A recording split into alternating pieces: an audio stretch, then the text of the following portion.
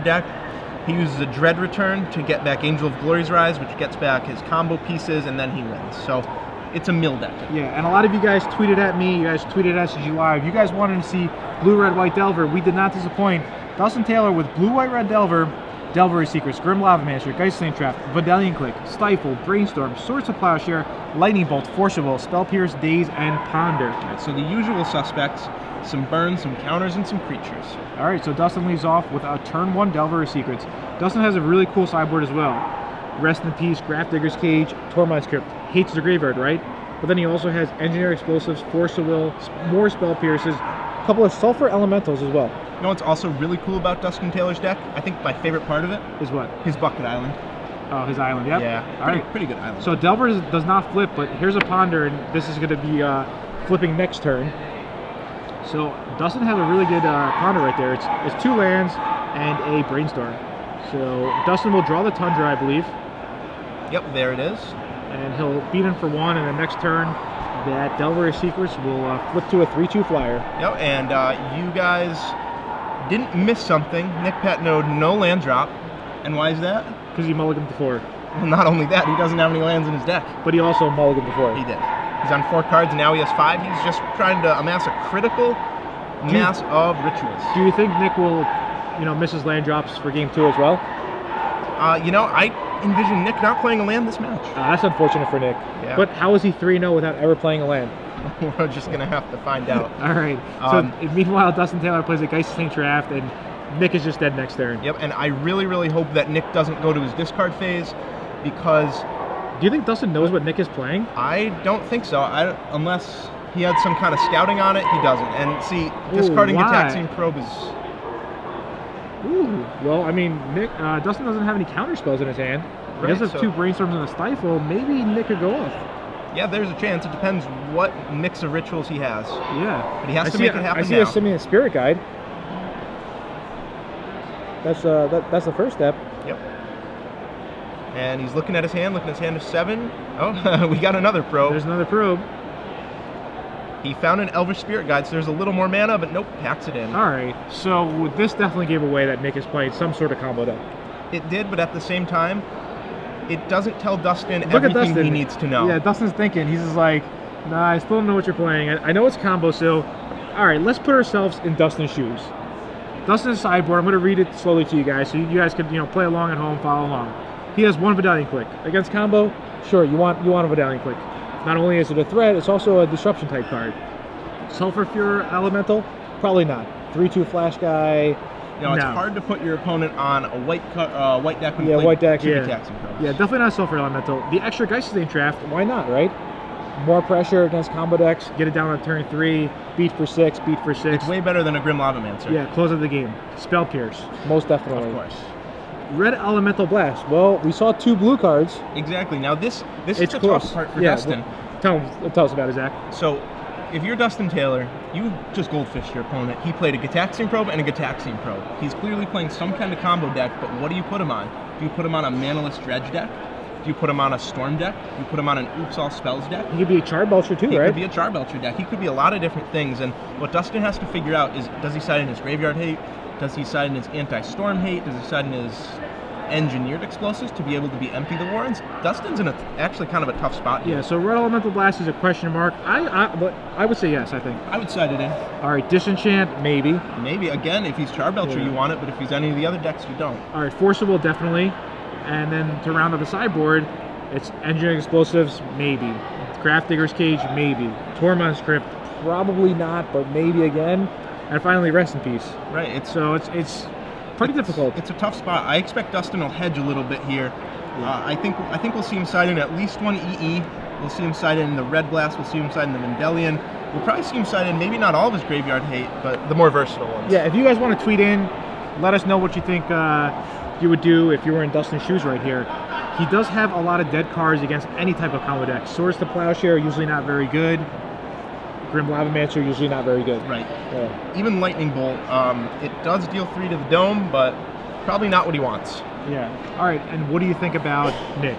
Is there anything that he's at a sideboard, or is his deck so confusing where or just leave it up to the experts? Well, no, he'll definitely side in Xantid Swarm. Xantid Swarm is great against any kind of Force of Will deck. If you're not familiar with it, we'll try and get it up on the screen for you. It's an anti-counterspell card.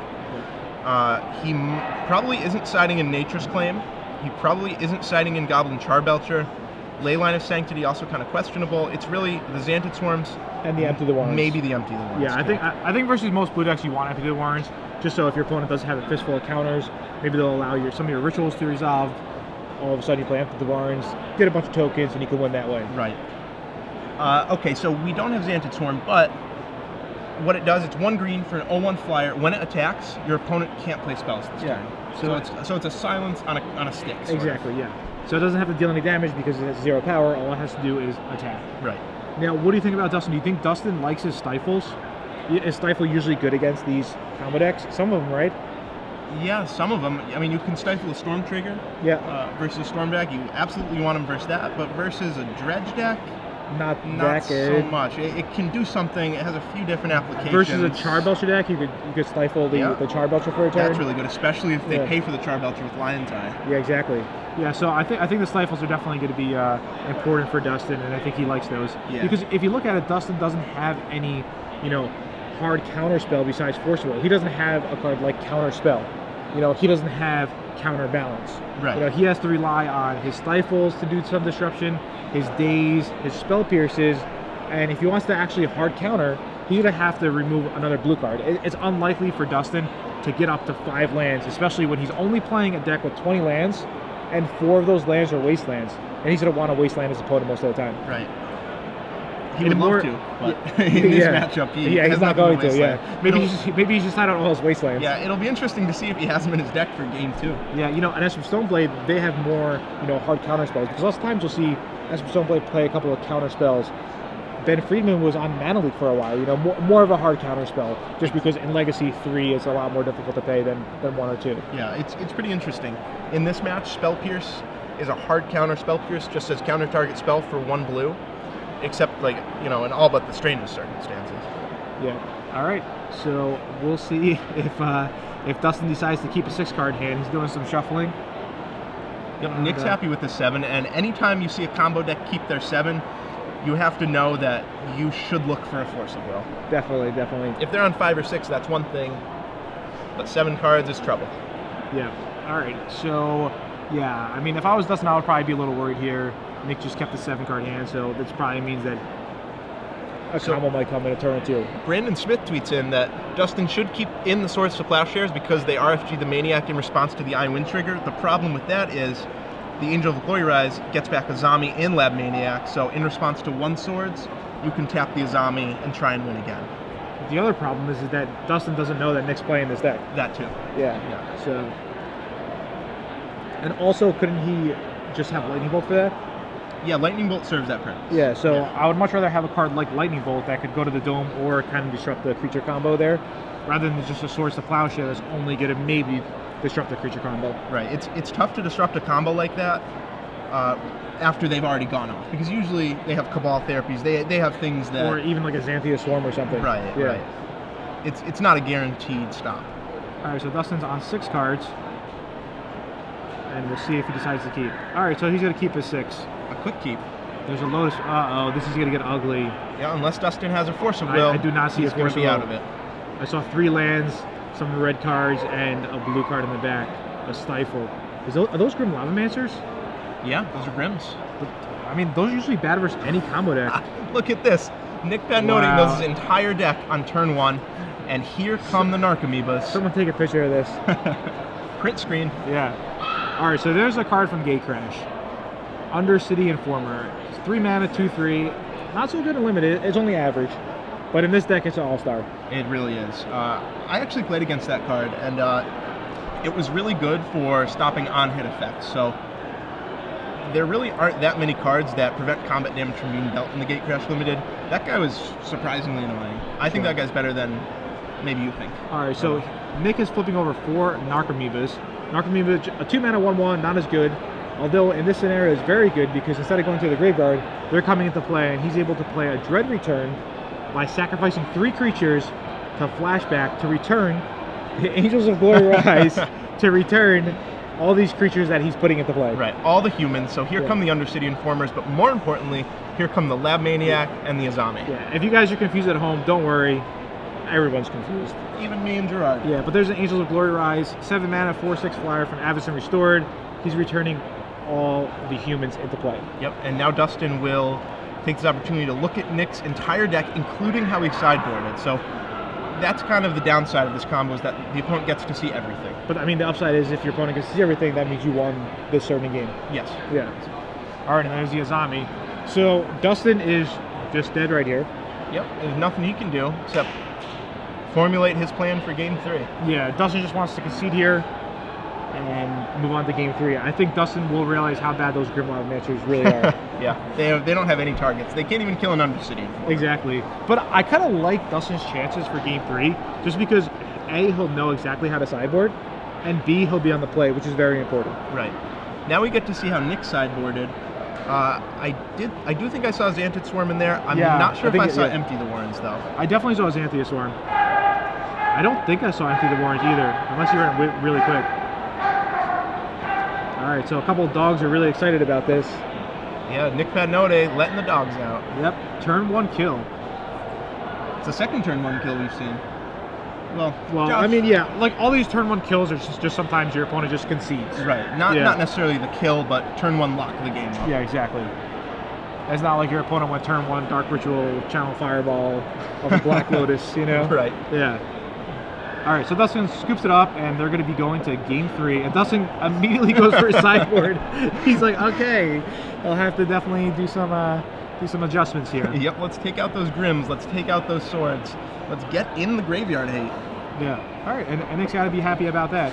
It's pretty interesting. To look at Dustin's sideboard, he really diversified on the graveyard hate. He has 1 Rest in Peace, 1 Crypt, 1 Graph Digger. So he has 3 total cards to hate out the graveyard. Graph Digger's Cage is insane. Yeah, Graph Digger's Cage is game over. Tormod's Crypt, insane. Yep. Rest in Peace, a little slow at 2 mana.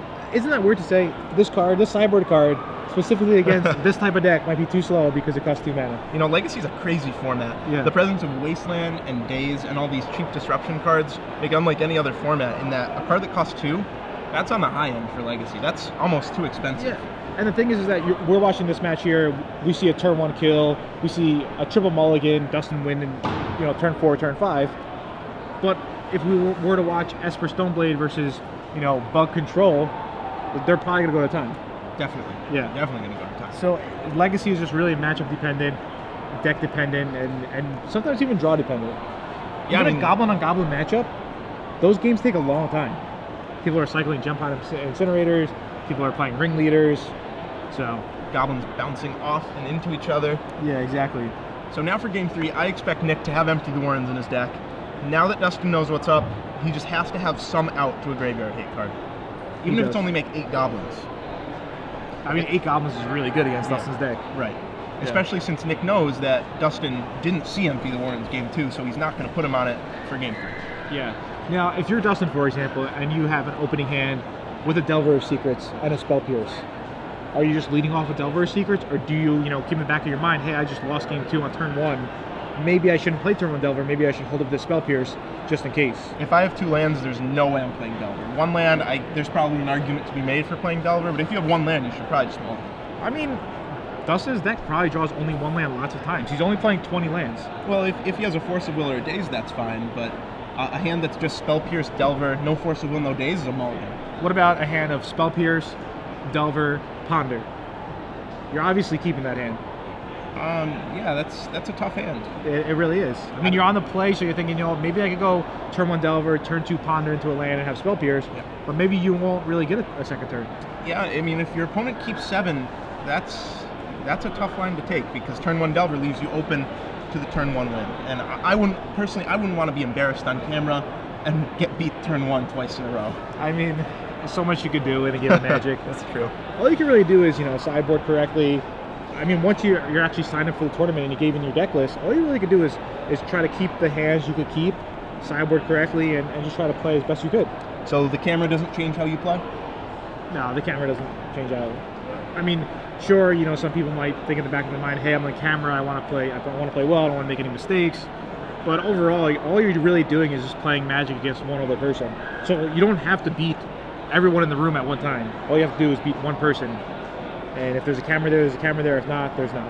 Well, that's good. Yeah. I think a lot of players change their play based on whether there's a camera there. They're almost afraid to make the riskier play. They're afraid to make the play that could make them look dumb. Yeah, but really, sometimes you just have to try and ignore it. Yeah, it doesn't really matter. You just have to, you know, make your own decisions and hope for the best for the most part.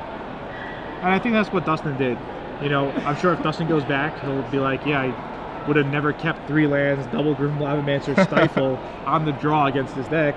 But Dustin didn't know what he was playing, you know? And yeah, then, he was on 6 cards too, so what is he to do? I mean, he could have went to 5 and maybe he picked up land, Delver, Force or something, and he looks like a genius, but... My question is, what deck that plays 2 Gitaxian Probe is Delver good against, or is Grim Lavamancer good against? Why did you keep those in? Gitaxian Probe? I don't know. I mean, we could ask him. Maybe he has a reason. If you guys tweet in, if you guys have an idea, if your opponent plays 2 Gitaxian Probes, what deck could we really put him on where Grim Lavamancer is good?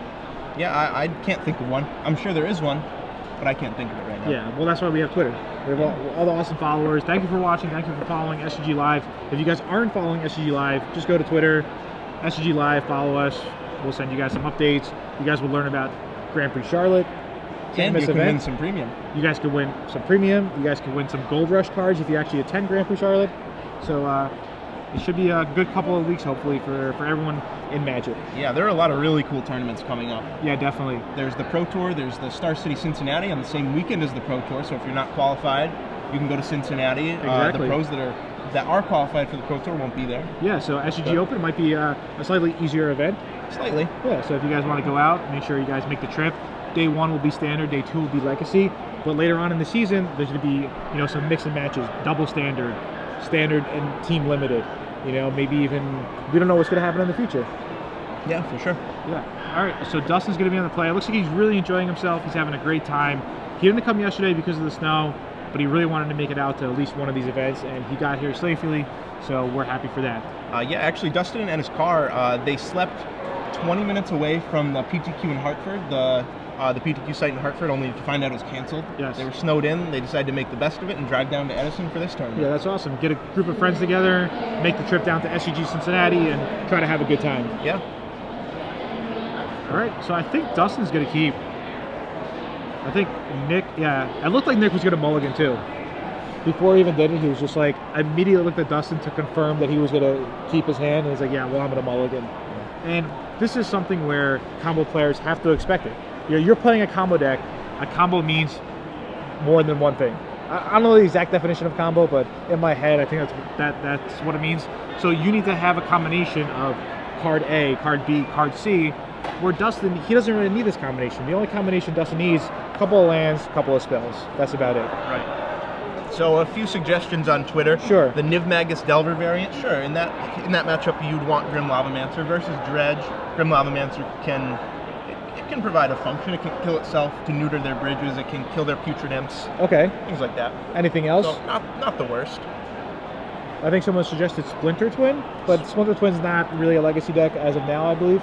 Yeah, I don't think so. It's a little too expensive for legacy. Exactly, yeah. If you want to play a 4-mana combo, you should probably play Allurin. Yeah. Something like that. All right, so they're off now. Dustin leads up with a Volcanic Island, and this is probably good for Dustin because he doesn't have a turn 1 Delver, but this probably means he has another play.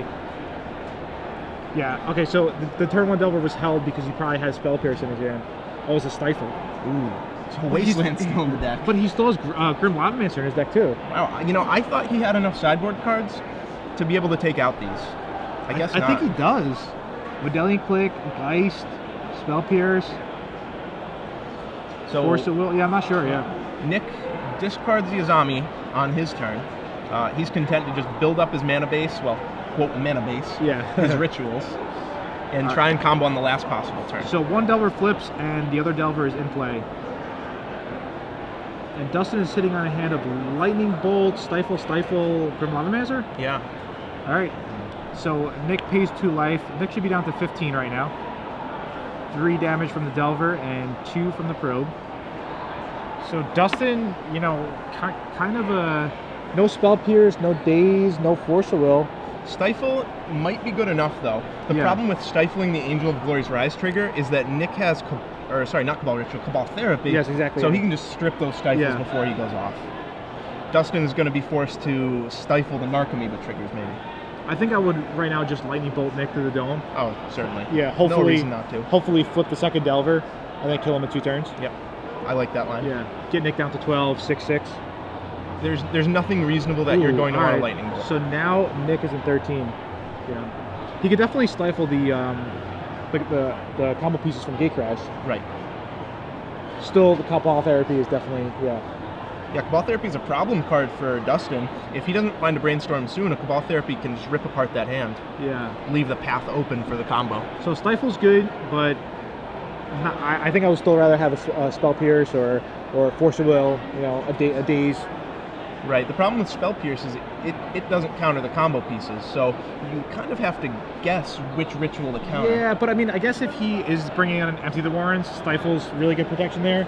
But then again, if you had counter spells, you could probably just counter some of the rituals. Counter spell's pretty slow. No, not counter spell itself, but Spell Pierce or Daze, So what if he plays Chrome Mox? Do you Spell Pierce it? Yeah, it's difficult. It's tough. Yeah. It's tough. All right. So I believe that Delver got flipped with a Ponder. Yeah. And Nick is on 7 life here. I guess it was fine for Dustin to hold the Lightning Bolt. I think I still would have just bolted him there. Yeah, I just guess because of style. Yeah, I mean, the theory, I guess, is that he wants to save the Lightning Bolt in case Nick only has 3 mana to play the Undercity Informant, not 4. Okay, that makes sense. Yeah, so he can't use the activation. Yeah, that's because the only Undercity Informant 2/3, but you need 1 mana to actually use the ability. Exactly. Yeah. So both combo pieces do require 4 mana. Exactly. That's definitely a good point there.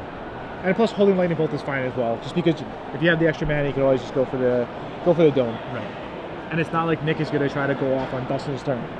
Exactly. So I see a Charbelcher there. I see an Empty the Warrens, I think that is. I think it was an Empty the Warrens. Empty and a Charbelcher. So he brought in both of his alternate win conditions. Exactly. I guess he put Dustin on a lot of graveyard. Yeah, I mean, you have to guess this is Legacy. They're going to have something. Torment's Crypt, Grafdigger's Cage, the Black Spell Bomb, whatever it might be. Right. Now, if he only knew that Dustin had 3 hate cards, he probably would have sideboarded differently, but how can he know that? Exactly, yeah. Maybe if it was top 8 and they had both players' deck list, otherwise, no shot. All right, so yeah, that's game. Dustin shows him the Lightning Bolt, bringing Nick down to 4, and then both Delver Secrets were 3/2, so it was just kill Nick. Yeah, so, I hope we can get the big picture back so we can see what Nick's hand was. I saw Cabal Therapy. All right, so it's Cabal Therapy, Dark Ritual, Simian Spirit Guide, Metamorphosis. So he needed another, like Elvish Spirit Guide or Simian Spirit Guide. Right, he needed 1 more mana only. Well, yeah, so then that would have been interesting. Yeah. With Stifle, but then Dustin did have double Stifle. Well, Nick had the Cabal Therapy in hand. Oh, he did have, you're right, yeah, so, he did. So he was 1 short of being able to combo Dustin off. Even though it seemed like he had nothing, this Oops All Spells deck, it just goes off like that. And he had enough mana to be able to Cabal Therapy and also use the activation? I think he was only 1 short. Okay, yeah, okay, I believe it. Wow, so it was definitely a really close game. Dustin on the right ends up winning in 3 games with his blue-white-red Delver deck. If you guys like playing Delver decks, if you guys were a big fan of Rug Delver, you guys would probably love blue-white-red Delver. People are calling it American Delver because of the colors. Right. Guys, same draft. It's good in Standard. It's good in Modern. It's good in Legacy. It's one of the most frustrating cards to play against because so often your opponent plays Geist and you just say, wow, I can't do a thing about that. If you weren't expecting a Geist State draft, you're in trouble. It kills you.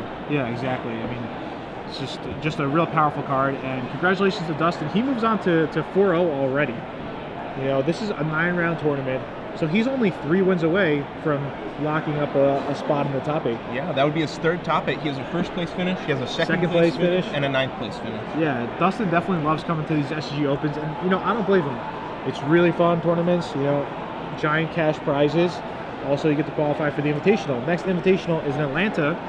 So I'm definitely going to that, and I'm excited for it.